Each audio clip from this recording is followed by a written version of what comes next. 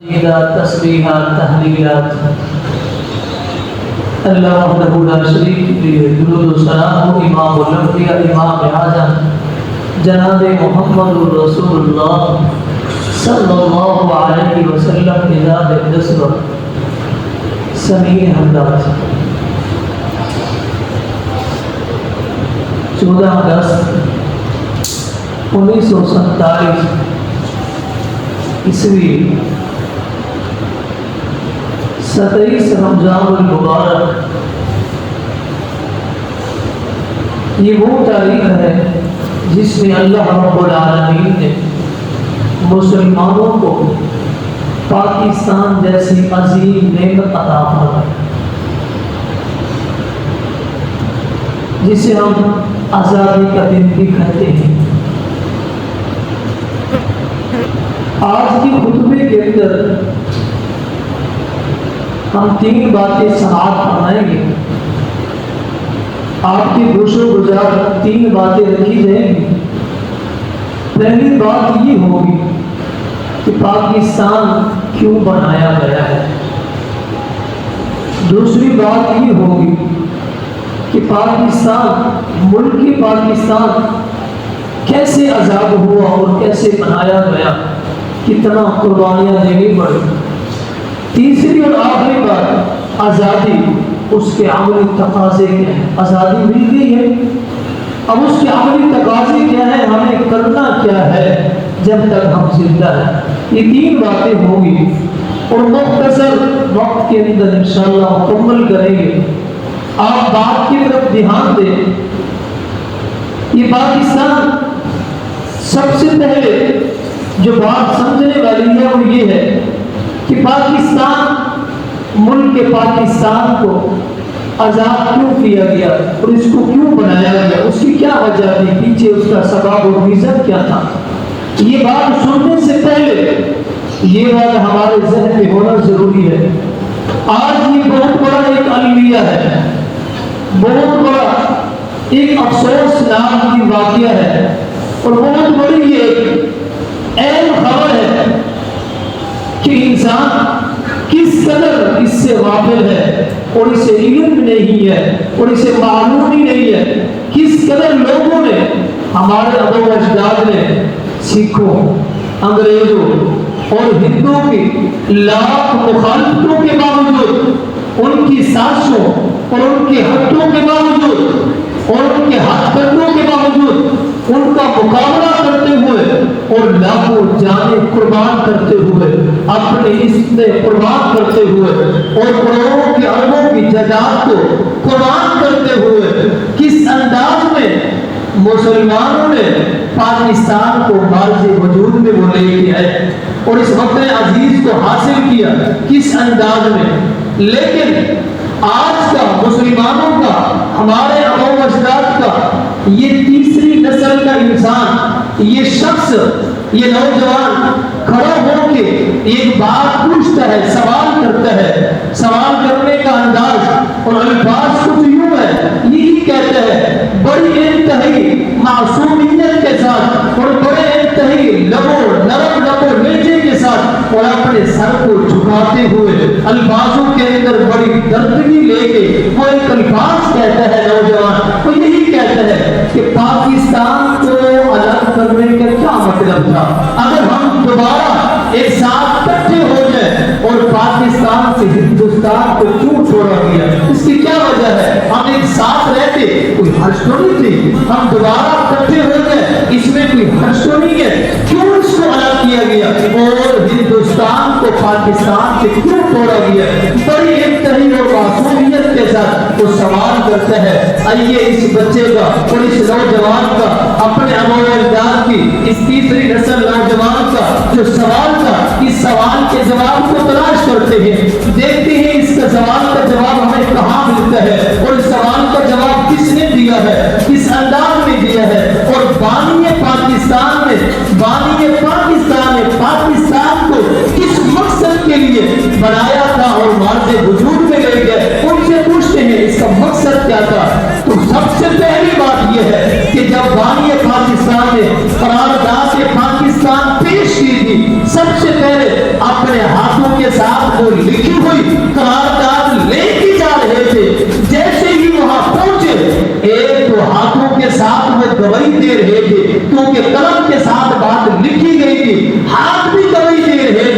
اور وہاں قرارداد پیش کرتے ہوئے اپنی زبان سے کہہ دیتے ہیں کہ لا الہ الا اللہ محمد رسول اللہ، ہاتھوں سے لکھی ہوئی یہ قرارداد اور زبان سے یہ ادا کیے ہوئے یہ الفاظ اور جملے، یہ نعرہ لگاتے ہیں کہ لا الہ الا اللہ محمد رسول اللہ، ہاتھوں سے بھی گواہی دے رہی ہے اور اپنی زبان سے بھی گواہی دے رہی ہے اور بتا رہی ہے کہ ملک پاکستان کو ہندوستان سے الگ کرنے کا مطلب ایک ہی ہے کہ ہم نے اسی نظریے کے تحت ہم نے الگ کیا ہے کہ لا الہ الا اللہ کا نظام قائم کریں گے اور اسی نظام کے تحت پاکستان کو وہاں سے وجود میں لے کے آئے.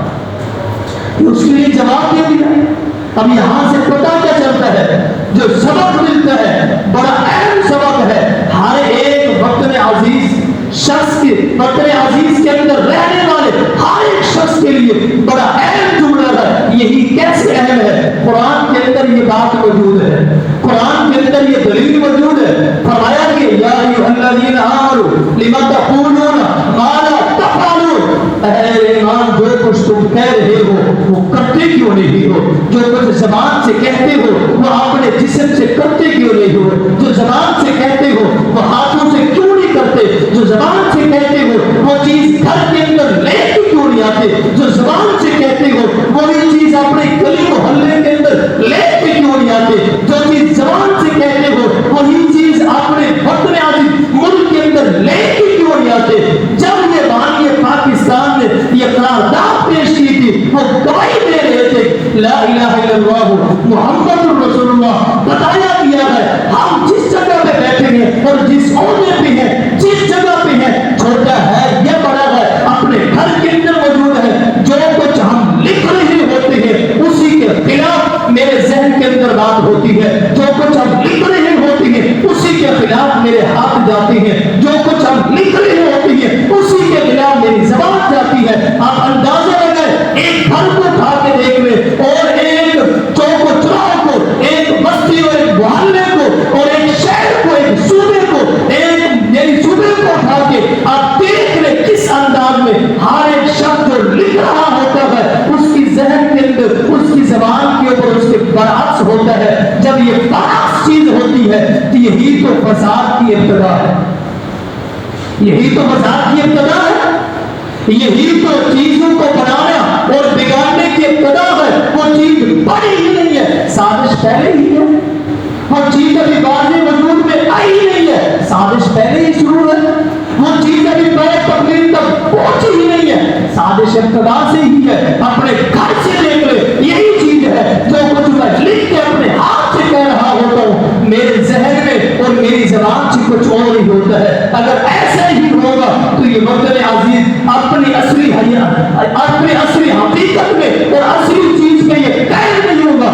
یہ رد و بدل ہو جائے گا، اس کے اندر تبدیلی آ جائے گی. جب یہ تبدیلی آ جائے گی یہ مسلمان کا، یہ مسلمانوں کا اور یہ تیسری نسل کا نوجوان یہ سوال کیوں نہ کرے گا؟ اس کو باقی پتہ نہیں چل رہا کہ یہ مسلمانوں کی کنٹری ہے یا کسی غیر مسلم کی کنٹری ہے، کیونکہ میں نے اس کو تعلیم ہی نہیں دی ہے، میں نے اس کو باقی نہیں بتایا. جو کچھ میں اس کو کہتا رہا وہ کرتا نہیں تھا، جو میں کرتا تھا اس کو کہتا نہیں تھا. یہ نوجوان اپنے صحیح راستے پہ کھڑا ہے اور اپنے ہاتھ پہ کھڑا ہے، تبھی تو یہ سوال کر رہا ہے، یہ پوچھ رہا ہے اور لوگوں کے دلوں میں دستک دے رہا ہے. وہیں سے اس کو جواب تو ملا، لیکن میرے وہ اجداد نے مجھے سوال کا جواب نہیں دیا. یہ ملک پاکستان اس انداز میں بنایا گیا. اگر ہم اس کو دیکھتے ہیں یہ کیوں بنایا گیا ہے کہ لا الہ الا اللہ محمد رسول اللہ کہ اس کلمے کی بنیاد کے اوپر یہ ملک پاکستان بنائی. اور لوگ اس کے متعلق گواہی بھی دیتے ہیں، لوگ گواہی بھی دیتے ہیں. کس انداز میں گواہی دیتے ہیں؟ قلم کے ساتھ لکھ دیتے ہیں، جہاں دل کرتا ہے اپنے قلم کو، اپنی زبان کو بلند کر دیتے ہیں کہ لا الہ الا اللہ. پاکستان کا یہ مطلب ہی نہیں ہے، اس کا مطلب ہی کچھ اور ہے. اور یہ لا الہ الا اللہ کی بنیاد پہ یہ بنا ہی نہیں ہے. اگر یہ اس بنیاد پہ نہیں بنا تو پھر اس کو اسلامی ملک کہتے کیوں ہو؟ نکال دو اپنی زبان سے.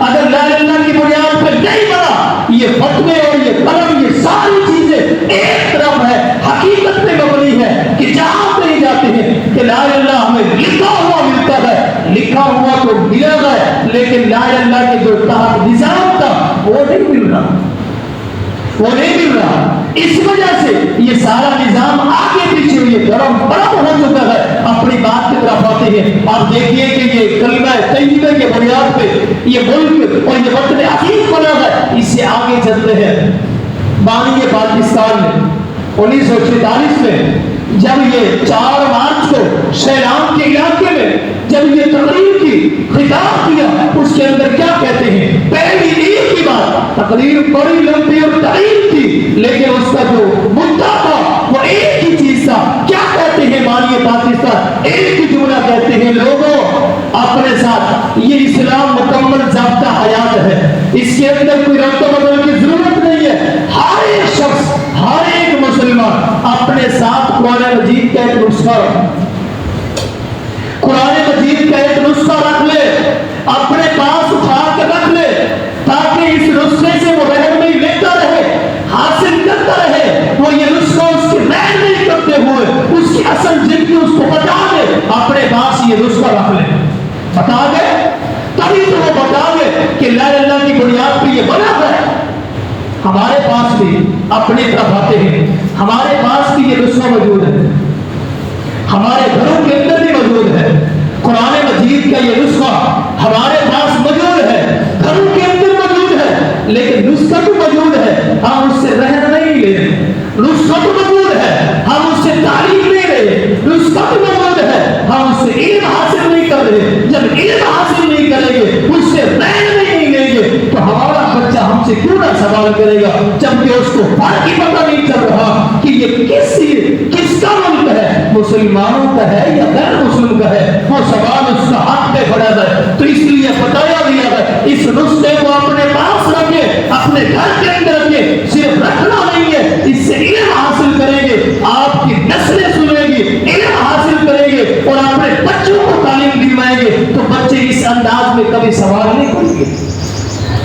دوسرا موقع جب کراچی میں آ کے انہوں نے تقریر کی بانی پاکستان میں، کیا کہتے ہیں کہ لوگوں یہ بات آپ شہر کے اندر رکھیں، یہ بات سمجھ لیں، بڑا اہم نقطہ کہا تھا۔ کیا کہتے ہیں کہ وہ کون سی ایسی چیز ہے، وہ کون سا ایسا رشتہ ہے، وہ کون سی ایسی چیز ہے جس کے اوپر تمام مسلمان منسلک ہو جائے اور منسلک ہونے کے بعد ایک دستے بیٹھ بن سکتے ہیں۔ پھر کہتے ہیں کہ وہ کون سی ایسی چٹان ہے جس کے اوپر سارے مسلمانوں کی ملت کی عمارت استوار ہے۔ پھر کہتے ہیں وہ کون سا ایسا لنگر ہے جس کے اوپر ملت اسلامیہ کی یہ کشتی محفوظ کر دی گئی ہے، وہ کون سی ایسی چیز ہے؟ آگے خود جواب دیتے ہیں، وہ رشتہ، وہ چٹان، وہ لنگر، وہ کون سا ہے؟ وہ اللہ رب العالمین کی کتاب ہے، وہ قرآن مجید ہے۔ آگے یہی کہتے ہیں، اس قرآن مجید کو اگر آپ نے تھامے رکھا، اور مجھے یقین ہے اس کو جس انداز میں آپ کثرت کے ساتھ پڑھتے جاؤ گے، اس کی تعلیم حاصل کرتے جاؤ گے اور اس کو سمجھتے جاؤ گے، تمہیں 2 فائدے ہوں گے۔ قرآن مجید کو پڑھنے کے تمہیں 2 فائدے ہوں گے۔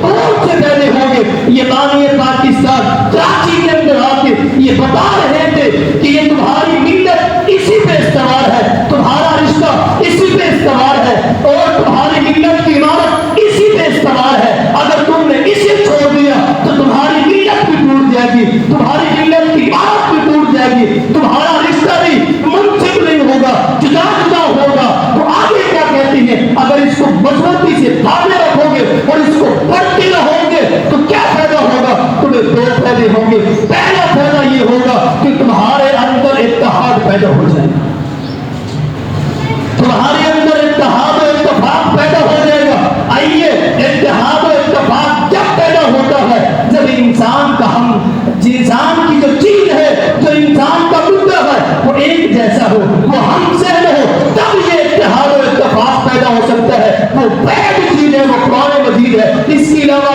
ڈھونڈ کے دیکھیں، لاکھوں لوگوں نے کتابیں لکھی ہے، ایک ہی موضوع میں لکھی گئی ہے، لیکن میری کتاب دوسری کتاب سے مل ہی نہیں سکتی۔ میرا انداز ہی دوسرا ہے، میرے الفاظ ہی دوسرے ہیں، اور میری گفتگو ہی الگ ہے۔ لاکھوں کتابیں لکھی گئی ہیں، پڑھتے رہے، اتفاق پیدا نہیں ہو سکتا۔ کیوں؟ ہم ذہن نہیں ہے لکھنے والے، ہم ذہن یہ قرآن مجید ہی ہے، ایک ہی کتاب ہے، اتحاد و اتفاق اسی سے پیدا ہو سکتا ہے۔ ایک فائدہ یہ ہوگا، آگے کہا دوسرا فائدہ کیا ہوگا؟ دوسرا فائدہ یہ ہوگا لوگ اس کو کثرت کے ساتھ جب پڑھتے رہیں گے، دوسرا فائدہ یہ ہوگا کہ لوگ سارے کے سارے اللہ رب العالمین کو وحدہ لا شریک ماننا شروع کر دیں گے، اور محمد رسول اللہ صلی اللہ علیہ وسلم کو آخری نبی ماننا شروع کر دیں گے۔ جب یہ دو چیزیں تمہارے اندر آ جائیں گی، یہ پوری ایک امت بن جائے گی۔ اس کے ذہن کے اندر یہ سوالات نکل جائیں گے، اس کے ذہن کے اندر قوم پرستی نکل جائے گی، اس کی سوچ سے یہ ساری کی ساری جو دفتر ہے اور یہ لکش ہے اور یہ کینہ اور بغض ہے، یہ سب کچھ نکل جائے گا۔ تب نکلے گا جب قرآن مجید کی تعلیم حاصل کرے گی۔ یہ بتا گئے، اور یہی چیز محمد رسول اللہ صلی اللہ علیہ وسلم نے بتائی ہے، یہی چیز سمجھی ہے۔ آگے چل کے اس کی مثال بھی دیں گے، لیکن آگے چلتے ہیں۔ یہاں تک آپ نے جو بات سمجھی ہے اور سنی ہے،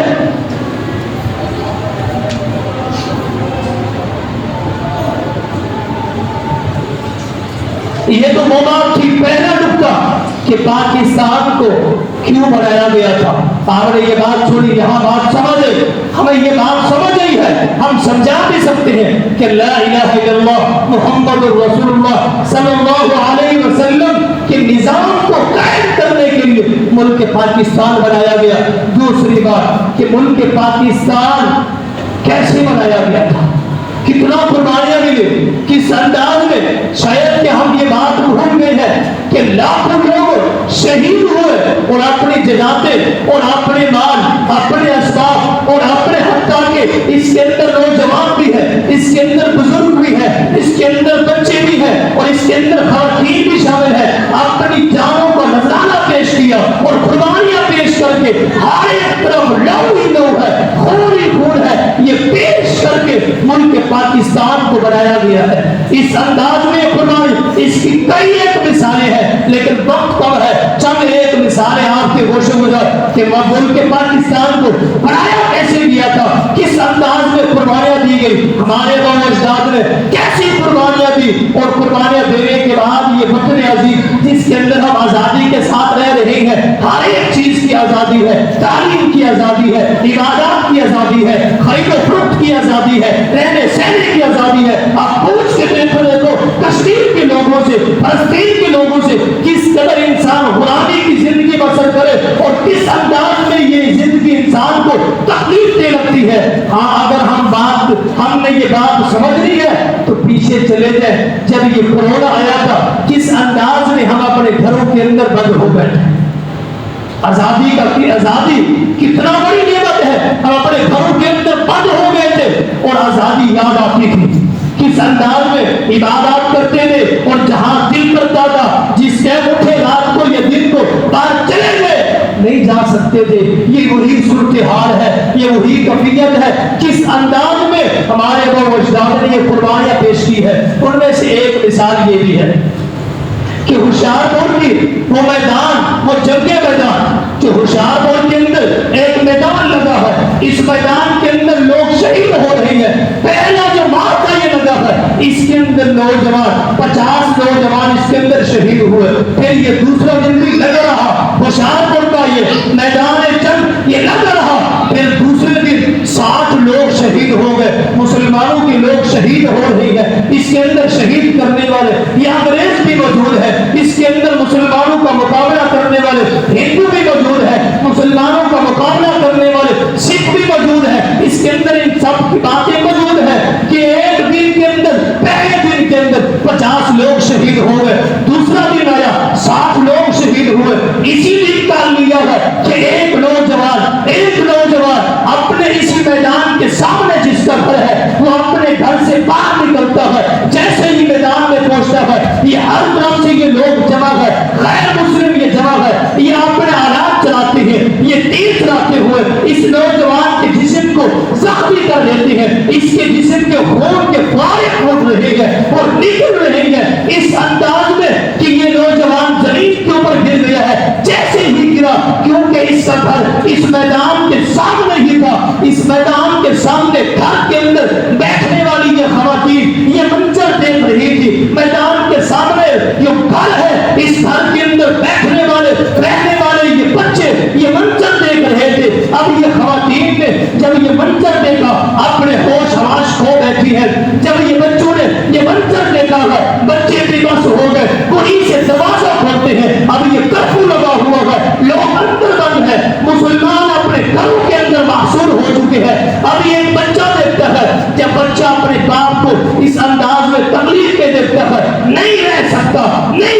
होती। इस बच्चे ने देखा, दरवाजे को खोला, अब्बा अब्बा करता हुआ, ये बाबा बाबा करता हुआ ये बच्चा अपने घर से बाहर निकलता है। ये भागता हुआ अपने बाप की लाश के करीब पहुंचता है।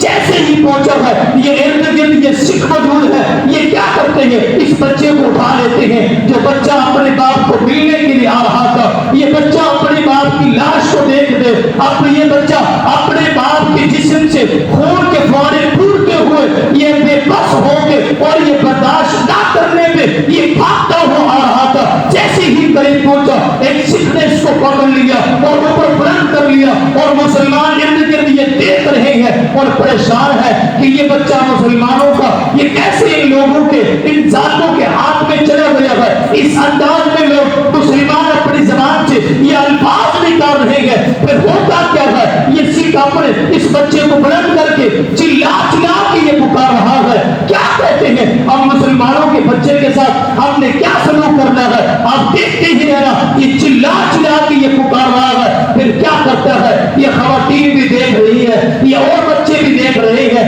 हालांकि इन बच्चे का जो वालिदैन तीसरे रिश्तेदार भी है वो भी देख रहे हैं, माता भी देख रही है, सारे लोग इस बच्चे को देख रहे हैं। ये सिख, ये दर्दनाक इंसान क्या करता है, इस बच्चे को आसमान की तरफ फेंकता है, ये उछालता है, उछालने के बाद फिर अपने हाथों में नहीं, जमीन पे नहीं आने देता, अपने हाथों में नहीं लेता, नीचे से ये नेजा करता है। ये बच्चा नेजे के ऊपर आके गिरता है, बच्चे के दो हिस्से हो जाते हैं। ये छोटा सा बच्चा है और ये जिंदा है। आप अंदाजा लगाएं, ये नेजे के ऊपर इस बच्चे को ऊपर से लिया गया है। इस बच्चे की चीखों पुकार और खवातीन की चीखों पुकार इस कदर थी कि आसमान भी लर्जा उठा। इस कदर चीखों पुकार थी। ये हमारे अजदाद की ये कुर्बानियां है, उनमें से कुर्बानी ये भी है जो एक बच्चे ने कुर्बानी दी है और कई एक लोगों ने कुर्बानियां दी है। ये फिर मुल्क के पाकिस्तान वार्जे वजूद में आया। एक मिसाल, दूसरी मिसाल देखें,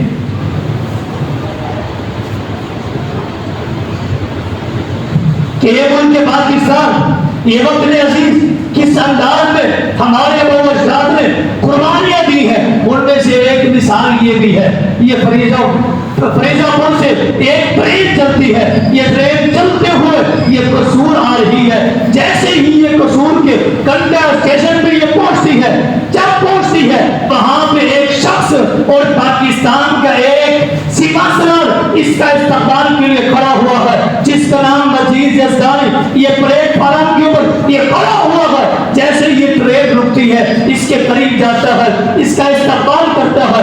इस्तकबाल करने का अंदाज ये है, ट्रेन के अंदर दाखिल हो गया, जैसे अंदर देखता है सारी हर तरफ खून से ये लथपथ है, खून ही खून है, लहू ही लहू है। ये ट्रेन की सारी बोगियों को देखता ही जा रहा है, इसके अंदर लाशें ही लाशें हैं। ये पूरी ट्रेन के अंदर लाशें ही लाशें, मुसलमानों की लाशें हैं जो उन्होंने ये सब लोगों को यानी कत्ल करके, शहीद करके मुसलमानों को बतौर तोहफा भेजा था, जिससे ये लेटर मिला था कि ये मुसलमानों के लिए, ये पाकिस्तानी वालों के लिए ये तोहफा है। जब ये देखते जा रहे थे, इस ट्रेन की आखिरी बोगी में पहुंचते हैं, उसके बाद जैसे ही पहुंचते हैं अंदर से चीखों पुकार की आवाज आ रही है, अंदर से चीखों पुकार की आवाज है, बलबिलाने की आवाज है और दर्दनाक आवाज है। जैसे ही उस बोगी का दरवाजा खोलते हैं, अंदर ये लोग ये चीखों पुकार कर रहे हैं। ये सारे के सारे लोग लाशों में नहीं, इनके गले कटे हुए नहीं, लेकिन ये सारी बोगी जो आखिरी है ये खून से लथपथ हो चुकी है। इसके अंदर ये लाशें जिंदा ही मुर्दा है। वो लाशें किनकी है, वो कौन है जो इस बोगी के अंदर चीखों पुकार कर रही है। लिखने वालों ने लिखा है 1 साल से लेके 5 साल के बच्चे थे जो इस तरह के आखिरी बोगी के अंदर मौजूद थे। वो सिर्फ उनके गले नहीं काटे गए थे, उनको जख्म नहीं दिया गया था, किसी का हाथ काट दिया गया, किसी का पांव काट दिया गया, किसी के दोनों हाथ काट दिए गए, किसी का कान काट दिया गया, किसी के जिस्म का कुछ हिस्सा काट के इस ट्रेन की बोगी 1 साल से 5 साल के बच्चे इस एक बोगी के अंदर मौजूद है, लेकिन उनके गले नहीं काटे, जिस्म का एक एक हिस्सा काट के मुसलमानों को तोहफे के तौर पे भिजवा दिया है। यहाँ लड़जा तारी हो गया है, कबकबाहट तारी हो गई है। इतना दर्दनाक 1 साल से 5 साल का کتنا بچہ ہوتا ہے، چھوٹا سا بچہ ہے، ہمارے بچے کو اگر تکلیف پہنچتی ہے آپ اندازہ لگائیں اولاد والے کس انداز میں تکلیف ہوتی ہے۔ ہمارے اباء و اجداد نے اس انداز میں قربانیاں دی ہے جس کے اندر خواتین بھی ہے، بچے بھی ہے، بزرگ بھی ہے، لاکھوں کروڑوں کی اپنی جناب کو قربان کیا ہے، یہ وطن عزیز کو حاصل کیا ہے۔ اب ان واقعات سے، اب ان حالات سے جو آپ نے واقعات سنے ہیں، ان واقعات سے جو ہمیں سبق ملتا ہے اور ذہن کے اندر ایک سوال پیدا ہوتا ہے، وہ سوال کیا ہے؟ وہ کون سا ایسا عالمیہ ہے، وہ کون سا سوال ہے جو ذہن میں پیدا ہوتا ہے؟ یہ سارے لوگوں نے، یہ بچوں نے، یہ لاکھوں لوگوں نے یہ جانیں قربان کی ہے، یہ خواتین نے جانیں قربان اپنے استقامت قربان کی ہے اور جزات المال قربان کیا ہے۔ کیوں قربان کیا ہے؟ قربان کرنے کی وجہ کیا تھی؟ ذہن کے اندر سوال پیدا ہو رہا ہے، اس کی وجہ کیا ہے؟ کیا کسی فیکٹری کو بنانے کے لیے قربان دی تھی؟ کسی دکان کو بنانے کے لیے قربانیاں دی تھی؟ یا کسی ایک انسان نے معاشرے کو قائم کرنے کے لیے یا رزق حلال کمانے کے لیے یہ قربانیاں دی تھی؟ کس لیے قربانیاں دی تھی؟ ان ساری چیزوں کے لیے قربانیاں نہیں دی تھی۔ پتہ چلتا ہے قربانیاں دی تھی لا الہ الا اللہ محمد رسول اللہ صلی اللہ علیہ وسلم کے نظام کو قائم کرنے کے لیے قربانیاں دی تھی۔ اسی نظام کو قائم کرنے کے لیے یہ قربانیاں دی ہیں۔ جب یہ قربانیاں دی ہیں تو لوگ پیچھے نہیں ہٹے۔ یہ محمد رسول اللہ صلی اللہ علیہ وسلم کے دین کو ملک پاکستان کے اندر قائم کرنے کے لیے یہ قربانیاں دی گئی ہے، تو ہمارے لیے بات ضروری ہے، ہمارے لیے بھی ضروری ہے۔ اگر ہم دیکھتے ہیں کہ یہ آزادی منانا اور یہ جشن آزادی منانا اس میں کوئی حرج نہیں ہے، اس میں کوئی حرج نہیں ہے، منا سکتے ہیں، آزادی منا سکتے ہیں۔ لوگوں نے آزادی منائی ہوئی ہے، اگر ہم کسی کی بات نہیں کریں تو نہیں کرتے، لیکن محمد رسول اللہ صلی اللہ علیہ وسلم پوری انسانیت سے افضل ہے، آزادی منائی ہے۔ اللہ رب العالمین نے آزادی دی، آپ نے منائی ہے، منا سکتے ہیں آزادی، لیکن منانا کیسے ہے؟ طریقہ مصطفیٰ کے نظام کو قائم کرنے کے لیے یہ وطن عزیز حاصل کیا تو اسی کے تحت بنا سکتے ہیں۔ یہ دو مثالیں آپ سنیں، جب موسیٰ علیہ السلام کو آزادی ملی تو لوگ کیا کر رہے تھے؟ لوگ روزہ رکھ رہے تھے، اس شکرانے کے طور پہ روزہ رکھتے تھے۔ ہمیں سبق ملتا ہے کہ یہ امت محمدیہ انبیاء کے دستور پہ چل رہی ہے، یہ امت محمدیہ انبیاء کے ایک شیوے پہ ان کے مشن پہ چل رہی ہے، تو پتہ چلتا ہے ہمیں بھی آزادی ملی ہے، جیسے انبیاء نے عمل کیا ہے ہمیں بھی ایسے ہی عمل کرنا چاہیے۔ ایک بات۔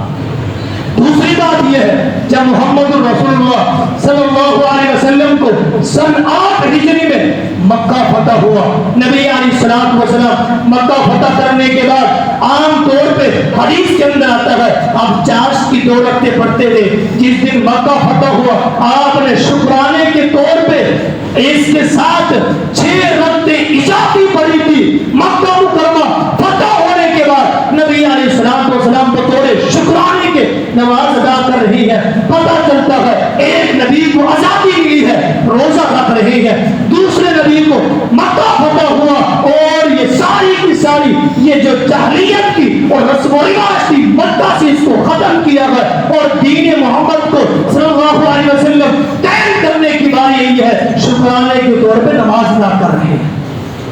تو ہمیں کیا سبق ملتا ہے؟ ہمیں یہ تعلیم ملتی ہے، دل کی تختی کے اوپر لکھ کے لے جائے، اپنے بچوں کو اور اپنے رشتہ داروں کو، اپنے عزیزوں کو یہ خبر دے، ان کو بتائے کہ ہاں آپ جو آزادی بنا رہے ہیں آپ کو حق حاصل ہے، آپ بنا سکتے ہیں۔ اگر آزادی بنانا اس انداز میں ہوتا تو یہ بہت اچھا ہے، جو نبی علیہ السلام کا طریقہ ہے، جو انبیاء کا طریقہ ہے۔ اگر ہم آزادی بنا رہے ہیں، ایک شخص اپنی گاڑی کے اندر گاڑی کے بال سے ایک پاکستان کا جھنڈا لگا کے اور لوگوں کو بتا رہا ہے آپ کو یہ ملک پاکستان کے آزادی کا ذرا سا آپ کو سیر کروا رہا ہو، دیکھیں ہم کس انداز میں آزادی بناتے ہیں۔ ایک شخص اپنی گاڑی کے اوپر ایک جھنڈا لگا کے ملک پاکستان کا وہ جا رہا ہوتا ہے، لیکن اس کی گاڑی کے اندر انڈیا کے گانے چل رہے ہوتے ہیں۔ میں کیا سمجھوں یہ آزادی بنا رہا ہے یا یہ دوگلا پن ہے؟ اس بات لے ہیں جنہوں نے پہلے بات سمجھی تھی، پہلے سنی تھی. کیا کہا تھا؟ یا ایھا الذین آمنوا لم تقولون ما لا تفعلون. جو ہم کہتے ہیں وہ کرتے نہیں ہیں. یہ 14 اگست ہماری پہچان ہے، مسلمانوں کی پہچان کا ذریعہ ہے. یہ پہچانا جاتا ہے جب یہ دن آتا ہے پوری دنیا کے لوگوں کی نظریں ملک پاکستان کی طرف آ جاتی ہے. کیوں؟ کہ یہ کیسے آزادی مناتے ہیں؟ ہمارے طور طریقے پہ مناتے ہیں یا یہ اپنے دین کے طریقے پہ مناتے ہیں؟ سارے لوگ یہ دیکھ رہے ہوتے ہیں. یہ 14 اگست ہماری پہچان ہے. اگر ہم نے اپنی پہچان نبی علیہ السلام اور اسلامی طریقے سے نہیں پیش کی، آپ دیکھ لینا اس کے بعد پھر ایک نئی سازش آئے گی جو ہمارے بچوں کے دلوں کے اندر، جیبوں کے اندر، ذہن کے اندر یہ منتقل کر دی جائے گی. ہمارے بچے پھر نیا کام کریں گے. ہر ایک سال یہ کرتے ہوئے یہ بچے، یہ نوجوان کر رہے ہیں. ہر ایک سال نئی چیز آتی ہے. یہ کیا سبب دے رہے ہیں کہ میں آزادی پاکستان اپنے جسم کے اوپر ایک جھنڈا ملک پاکستان کا لگانے کے بعد پھر جب گھر جاتا ہوں میرے گھر کا طور طریقہ سارا ہندوستان کے لوگوں کے اوپر ہے. میرے فنر جو ہے وہ سارے کے سارے ہندوستان کے لوگ ہیں. اور جس کو میں اپنے آئیڈیل اور نمونہ سمجھتا ہوں، میرے گھر کے بچے اور میرے گھر کی خواتین ساری کی ساری جن کو آئیڈیل اور نمونہ سمجھتی ہیں اور سارا دن انہی کی چیزیں میرے گھر کے اندر چلتی ہیں. کیا میں آزادی بنا رہا ہوں؟ پھر تو یہ دھوکہ ہوا. کس کے ساتھ دھوکہ ہوا؟ ہمارے ساتھ نہیں، جنہوں نے اپنی جانیں قربان کی ہے اور لوگ شہید ہوئے ہیں جانیں قربان کر کے. ان شہداء کے ساتھ ہم دھوکہ کر رہے ہیں، اپنے ساتھ نہیں. ہم ان کے ساتھ دھوکہ کر رہے ہیں. انہوں نے ہمیں قتل عظیم دلوایا اور قربانیاں دی ہے. ان شہداء کے لیے دعا کا حق بنتا تھا، ان شہداء کو یاد کرنے کا حق بنتا تھا. ہم نے کیسے یاد کیا؟ چھوڑ دیا ان کا طور طریقہ، چھوڑ دیا ان کی قربانیاں، سب کچھ. ہمارے انداز کچھ اور ہوتا ہے، ہمارا طریقہ ہی کچھ اور ہے. سارے لوگ جب یہ اپنے زبان سے، اپنے منہ سے یہ ایک آواز نکالتے ہیں، یہ ساتھ چلنے والے یا گھر کے اندر یہ مریض لوگ، یہ سارے کے سارے لوگ کتنا پریشان ہوتے ہیں، کس انداز میں تکلیف دہ ہوتے ہیں. نہیں ہے اس نوجوان کو سمجھ تو کس نے بتانا ہے؟ اس کے باپ نے بتانا ہے. اس کو کس نے سمجھانا ہے؟ اس کے بھائی نے سمجھانا ہے. اس کو کس نے سمجھانا ہے؟ والدین کے لیے ضروری ہے تعلیم مصطفیٰ کی ہے. اس کی تعلیم اس کے ذہن کے اندر، دل کے اندر یہ چیز دستک دے گی. یہ کبھی ساتھ چلنے والے مسلمانوں کو تکلیف نہیں دے گی. یہ چیز ہے اور یہ سمجھانے کی چیز ہے. اور معاشرے کے اندر چلتے ہوئے یہ چیز دیکھیں گے ہمارے لیے ضروری ہے. ہمارے لیے ضروری ہے اپنے بچوں کو اس کی تاریخ بتائیں، اپنے بچوں کو اس دن کا یہ واقعات بتائیں. آپ اندازہ لگائیں. ویسے یہ چیز ہے حرام، ایک مثال دے رہا ہوں، ویسے ہے حرام، ہے غلط، شریعت کے اندر نہیں ہے. بار بار اس لیے کہہ رہا ہوں کسی کے ذہن کے اندر یہ نہ ہو جائے شاید کہ یہ بات درست ہے. جس طرح ہم یہ ملک پاکستان اور یہ 14 اگست کو اتنا اچھے انداز میں منا رہے ہیں، آگے چلتے ہوئے ہماری نسلیں یہی سمجھ لیں گے یہ 14 اگست کا یہ طریقہ اور یہ عمل کرنا یہ صحیح ہے. تبھی تو ہمارے بابا روکتے ہی تھے، وہ کر لیتے تھے. تو یہ کام صحیح ہے، وہ بڑی جدوجہد اور بڑے آسان انداز میں اس کو کرنا شروع کر دیں گے. مجھے تو یہ شک ہو رہا ہے اگر ہم نے نہیں سمجھایا، تعلیم نہیں دلوائی، تو آگے چلتے ہوئے کہیں لوگ اس کو فرض نہ کر لیں کہ یہ کرنا ثواب ہے، کہ ملک پاکستان کے ساتھ محبت کرنا یہ تو نبی کی سنت ہے. یہ سارے طور طریقے کرنا 14 اگست میں یہ فرض نہ سمجھ لے. کیوں؟ آنے والی نسل کو تعلیم ہی نہیں ہے، علم ہی نہیں ہے. جب سوچ بوجھ نہ ہوگی تو جیسے ان کا دل آئے گا وہ کر لیں گے اور فتویٰ دیں گے، یہ عمل شروع کر دیں گے. سمجھانا ضروری ہے تاکہ ہماری آخرت اچھی ہو جائے. تو مثال دے رہا تھا، وہ مثال یہ ہے کہ ہر جمعے کو لوگ یہ مبارکباد دیتے ہیں، جمعہ مبارک ہے، جمعہ مبارک ہے. یہ چلتا ہوا اس انداز میں چلا گیا، لوگ یہ جمعہ مبارک کہنا اس کو ثواب سمجھنا شروع کر دیتے ہیں. کیوں؟ اس کی کثرت کی وجہ سے اس کو ثواب سمجھنا شروع کر دیں. جبکہ جمعہ مبارک کسی حدیث سے ثابت نہیں ہے. یہ تو مبارک دن ہے، اس کی مبارک دینے کی ضرورت نہیں ہے. کہ نوجوان نسل کے اندر یہ بات راج ہو چکی ہے کہ جمعہ مبارک کہنا یہ ضروری ہے اور یہ ثواب ہے. ہم نے روکا ہی نہیں، ہم نے منع ہی نہیں کیا، ہم نے بتایا ہی نہیں. جب نہیں بتایا آج اپنے کانوں سے ہم سنیں گے اور کسی سے آپ بات کر تو دیں گے. بات کرنے کے بعد آپ کو یہی جواب ملے گا جمعہ مبارک کہنا ثواب ہے. शरीयत में है ही नहीं। लेकिन जो मिसाल में दे रहा था वो मिसाल ये है, शुहदा के साथ मुंसलिक है। ये बात है गलत, 100% गलत है, लेकिन समझाने के तौर पे इससे मुझे इंतखाब करना पड़ा। हम मनाते हैं, हमारा कोई अबू अजदाद फोत हो जाए, साल के बाद उसकी बरसी करते हैं। जब बरसी कर है गलत,